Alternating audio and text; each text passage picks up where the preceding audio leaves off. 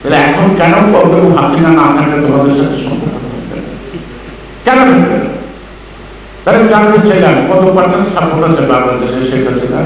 কয় not more দেন 10%। তাই হ্যাঁ, যদি 10% সাপোর্ট থাকে তারা বেনিফিশিয়ারি লাইক দরবেশ বেঞ্চি। পুলিশ ডিপার্টমেন্ট একটা বোধহয় প্রতিবাদ দিচ্ছে অ্যাসোসিয়েশন, আমি খুব কষ্ট পাই না। পুলিশ ডিপার্টমেন্টে কি সবাই বেঞ্চি? সবাই কি এত টাকার মালিক? কেন পুলিশ ডিপার্টমেন্ট বলতে পারলো না কোনো দুর্নীতিবাজের দায় আমরা নেব না? কেন বলতে পারলো না? কেন প্রতিষ্ঠানের ভাবমূর্তিটা তারা রক্ষা করার জন্য স্টেটমেন্টটা বলতে পারলো না? তো সুতরাং তাহলে আজকে কি একটা শিল্পেও কি বেঞ্জিনের মতো টাকার মালিক হয়েছে? একটা এসপিও কি বেঞ্জিনের মতো টাকার মালিক হয়েছে? নিশ্চয়ই হয় না।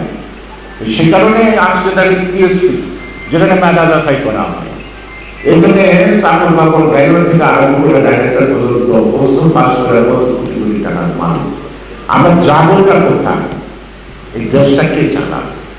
আবার মনে হয় সকল ব্যর্থতা বা অর্জনের মূল বাধাটা হলো আমাদের লেক অফ প্যাট্রিয়টিজম, অর্থাৎ আমাদের দেশপ্রেমের ঘাটতি আছে। সে কারণেই আমাদের রাজনীতিবিদ যারা করে তারাও যদি সম্পদের দিকে দৌড়ায় তাহলে দেশপ্রেমী সৃষ্টি হবে কি করে?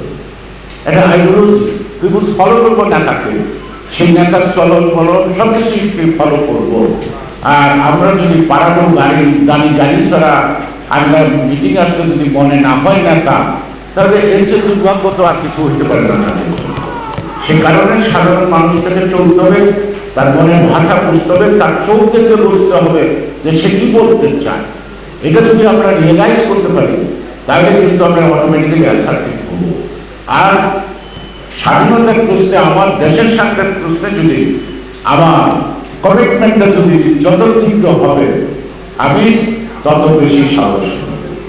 এই সাহসটা আসে কিন্তু কমিটমেন্ট থেকে। সে কারণেই আমার কমিটমেন্টটা কি ফর দ্য পিপুল, আমার কমিটমেন্টটা কি ফর দ্য কান্ট্রি, না আমার কমিটমেন্টটা for myself, how to develop myself. এটা যদি রাজনৈতিক কম্পোনেন্ট দেখি আমরা, তাহলে তো জনগণ আমাদের সাথে আস্থাটা করে রাস্তায় রক্ত দিতে কেন আসে? সেই কাজটা আমাদের মনে করা দরকার। জনগণের মনোভাবটা যেখানে তীব্র সেখানে আমরা আমাদেরকে দুর্বল ভাবি চাই।